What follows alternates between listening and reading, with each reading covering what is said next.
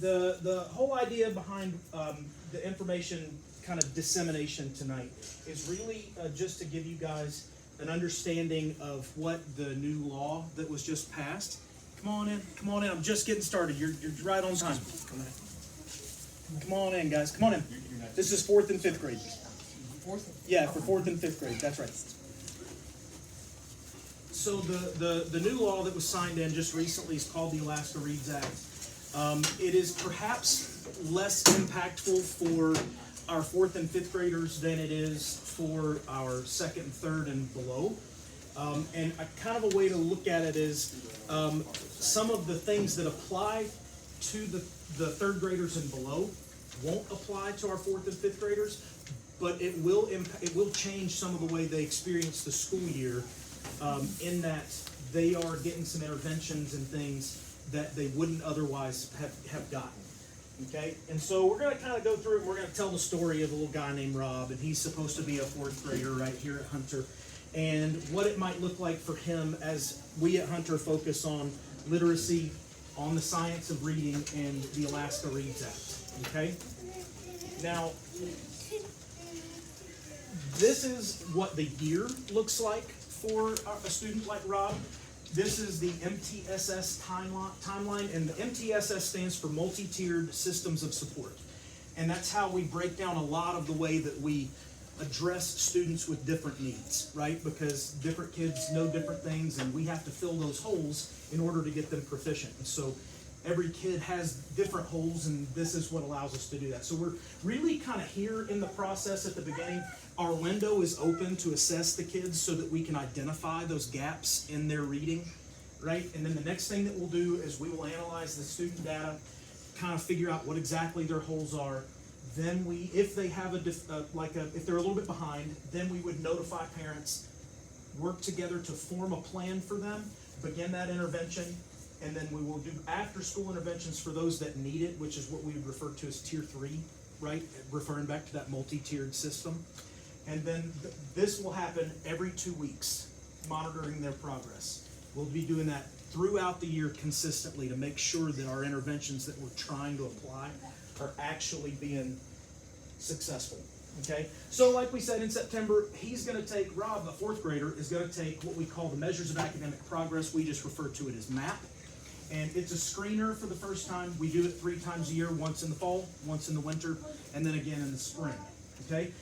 Rob's cool with it because Rob took it last year, right? 3rd graders, that's when we start taking the MAP test. Before that, it's different, but in 3rd grade, they do start taking the MAP test.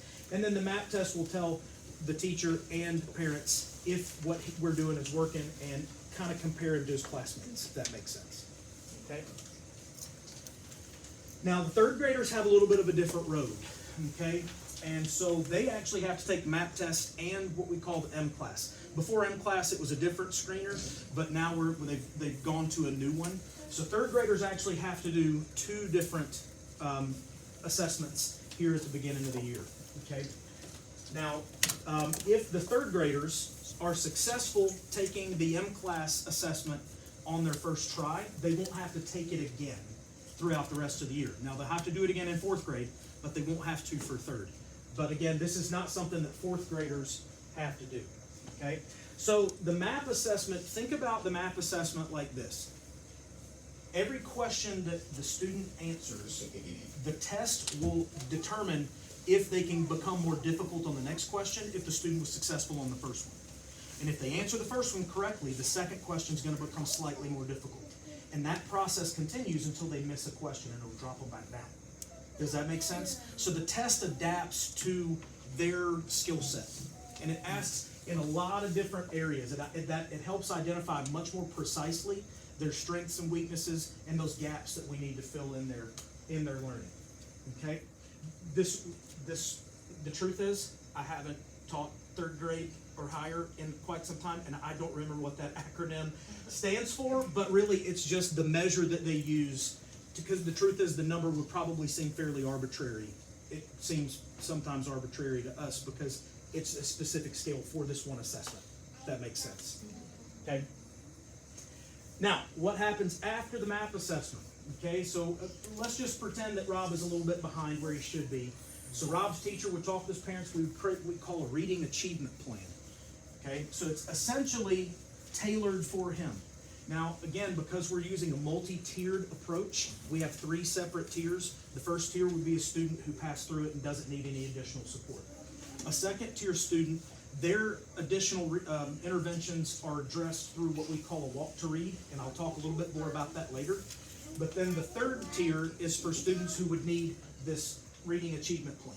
Okay, so not every student will need that. It would only be a student who is what we would determine is significantly behind.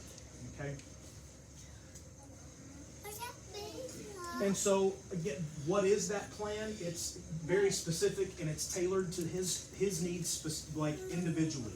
So what we would do, he would attend that walk to read, which is one intervention, but then he would get pulled into a much smaller group that is with like students in terms of that skill set or those gaps that need to be filled, and that's specifically what they would be working on. So at any point in time of the year, if it's determined that your student is in that tier 3 and is being pulled to work in a smaller group, at any point in time, you can ask, what are they working on specifically, and we can tell you exactly what they're working on, okay? But before we create that, it is something that we would discuss with you as families and determine what the approach should be. So it would be something that you'd be informed of to start with, right? So if you were interested in their progress is really what I meant by that. At any point in time, you could ask what they're working on.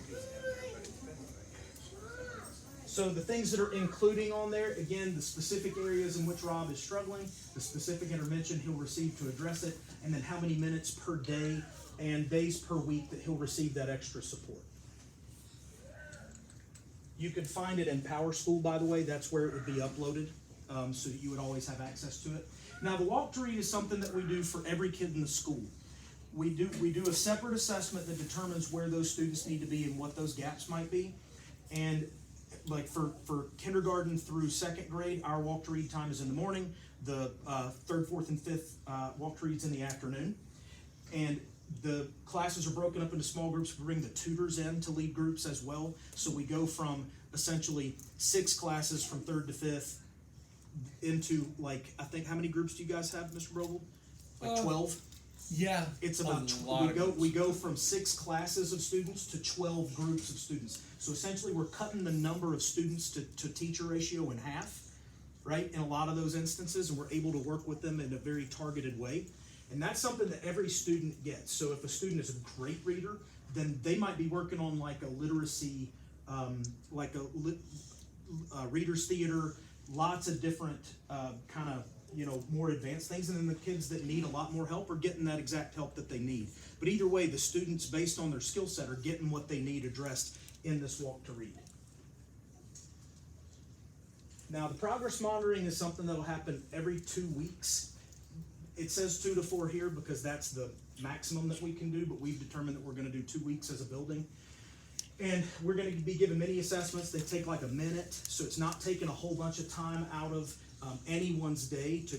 We're not losing a bunch of instructional time to do that, but it does tell us if what we're doing is working and ways we might need to change if it's not. So again, in the winter, he'll take the MAP test for the 2nd time. The benefit of this is we have a baseline that hopefully started in September, and then by December we get to take it again, and we can see exactly how far he's come in that in that process. And then the whole goal here is that we can start to work on new skills, right? That if we're making the kind of progress we're expecting to make, whether he's getting tier 3 interventions or just tier 2 or none, he's still gonna hopefully begin to work on new skills because we're hopefully making progress throughout the time in the year. So what happens if he starts making progress, right? He's making good progress, but his score shows he still needs a RAP, which is that reading achievement plan. But we might need to move on to a new skill. So the plan won't go away. We'll just let that plan evolve as it needs to for his skills and the way his skills are evolving, okay? So in the spring, he takes the AK Star, and this will compare with his fall and winter MAP scores and see if he's now considered proficient, okay? Now, in 3rd grade, it's gonna look a little different, and I'll get into that in a second, but essentially, we use that data to determine how to continue moving forward with him, right? We've got 3 assessments that we've done, hopefully they're all showing significant growth, right? And if they're not, then we've got to figure out why. But that data, those data points that we have within the MAT test and the AK Star, they're so specified that hopefully they point that out for us and we can fill those needs as we move forward with it. All 3rd through 5th graders take the AK Star in the spring. So for the 4th and 5th graders, they'll help determine student proficiency and their extra supports. 3rd grade, it means a little bit something different, a little bit more. In 3rd grade, now, if by the time you get to the AK Star in the spring, if you're not considered proficient, then we'll have to have a meeting with parents or families and the teacher to determine whether or not students would actually move on to 4th grade or whether they would stay back in 3rd grade. Now, that's a discussion that everyone has, right? So it's not something that the school unilaterally decides. Obviously, this is your student and you get to have your say, right? And so, but that's what that would mean. If they're not proficient, that meeting does have to happen. And if it is determined, it could be that the parents just want to send their students to 4th grade, but if, in order to do that, you would have to agree to send your student to summer school for 20 hours for additional reading instruction. That's only for 3rd graders, okay? So 4th and 5th graders, this is, you guys, your students are kind of, look at it this way, they're kind of grandfathered into the older system, and they would be moved along, okay? But if you have a 3rd grader, that would be the expectation. Now, this is not my plan. I'm just a messenger. And so I'm not saying that I love this plan. I'm just saying that this is what the new law states, okay? So there is an avenue to continue moving forward, but it does have to have the 20 hours. Now, that's a one-time thing. If the 3rd grader is not proficient and you choose to move to 4th grade, and then you do the 20 hours, you don't have to do that again. If you choose to hold your student back in 3rd grade, that's a one-time thing. You don't hold them back again if they're still not proficient in 4th grade, okay? But again, for 4th and 5th grade students, those students are gonna be moved along regardless. They don't have to do the 20 hours, So if a student has an IEP, the IEP supersedes everything else. If your student has an IEP in reading, they don't need the RAP. They already have an individualized plan. If they have an IEP only for math, they would have an IEP in math, and then they would get a RAP if they're considered not proficient. Does that work with the 504 too? I don't know the answer to that, Sam. I would be happy to get it for you though, and that's why I put my email on the thing, because there are going to be questions that you guys may have that I don't know the answer to. This is new for all of us, and it's not the most detailed plan that I've ever seen in my whole life, right? So there's lots of gray areas and there's lots of questions that people have had that we haven't had good answers to, but I'm happy to have a dialogue with you. That's my email address. If you want to snap a picture of it with your phone, if you come up with questions, even if I'm not your kid's teacher, but I'm happy to help you out and get your answer, okay? So for them to come up with this right here, to make this a law, where does Alaska students scale on reading level? It depends on, and that's a school level thing, right? Different schools have different reading levels than others, and for us, it's going to be significant, we think. It's an Alaskan law, right? It is an Alaskan law. Okay. Mm-hmm. This was done at the state, not by educators. This was done by legislators. They don't Legislators obviously care about that, reading. and well, and a lot of legislators. It's like any other educational law, right? When they make laws like this, sometimes it fits well for some students and not for a lot of others.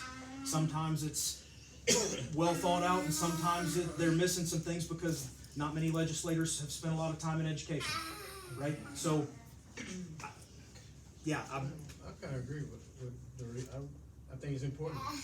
Reading is very important. well, what I tell my students is that reading is the most important academic skill that I will pass along to you. Yeah. That if you don't know how to read, the rest of your life can be very difficult, right? It's not impossible to find a job, but it's a lot easier if you know how to read. you gotta spell too. And if you can't read, then it's hard to get a driver's license, right? Because you have to take a written test in order to get a driver's license, right? So it's not everything, but academically speaking, it's probably the most, because if you can't read, you can't do science. If you can't read, you can't do social studies. If you can't read, it's the most important academic skill that we can pass on. Comprehending what you're reading. Absolutely, and that's a piece of it, right? That's because the map measures not just the ability to reproduce words, it's measuring whether or not you're understanding what you're reproducing. There's so many layers of, and the science of reading, which we referred to earlier, is a whole new thought process on teaching reading, and it's what is driving this law. Okay? So, what can you do to work with your kids at home, with younger kids or with kids that are kind of struggling readers? Anything that, if they don't have their letter names and sounds all down, that's number one. If they don't have that. If they do have that, learning to blend those sounds together. So like taking the individual sounds of k, a, t, and that becoming cat, right? That's what blending is. And those are the two first steps, because until they can blend and until they can read at a certain pace, then they're not going to be able to retain the information that they've read. They have to be able to read at about 30 words per minute, right? Which a word every 2 seconds is not very fast, right? So the dog ran, right? So that kind of pace, until they can read at that pace, it's very, very difficult for them to comprehend what they've read. Having a kid that has multiple languages in the home. 100%. That's a whole new layer. Yeah. A whole new layer. Okay, so a review, the assessments that each happen 3 times a year. K through 3rd does M class, 3rd through 5th does MAP. 4th grade and 5th grade only do MAP until the spring, which is when they do the AK start. So again, all the students, this says all K3 students are done for a walk to intervention, which we call walk to read. All of our students do this, okay? Not just the K through 3. And then for these students who are far below, they need to get the reading achievement plan. And again, this says only K through 3, and that's because it's not required from the state that we do that RAP for 4th and 5th grade. But we as a building have decided to do it because it's important, okay? So it's not going to change anybody's end result. Hopefully, well, I shouldn't say that. Hopefully it does change the end result and that you become a better reader. But it's not necessarily going to change whether or not they move on, okay? And then, yeah, so the 3rd grade students who are not or not proficient, they have to have the meeting with the families, and then the families would sign the waiver that allow them to move on, but it requires the 20 hours of instruction. So, now, do you have any questions that I may or may not be able to answer? That's good. If you think of questions later, please take me up on this. I promise you I'll get you an answer. If you want to reach out to me, you could also reach out to your student's teacher. You could reach out to really anybody in the school, but Mr. Brovold is one of our 5th grade teachers. I have been here not nearly as long as Mr. Brovold have, but I've taught a lot of your students and, very much still care about their success and would happily help you if you need information for that. Okay? So if you don't have any questions, we're kind of done, but you're welcome to, if you want to talk to me individually, you're welcome to hang back. Thank you. Sure thing, guys. Sir? Yes. The question I was asking, what if you're bilingual? I mean, when I first came here, it was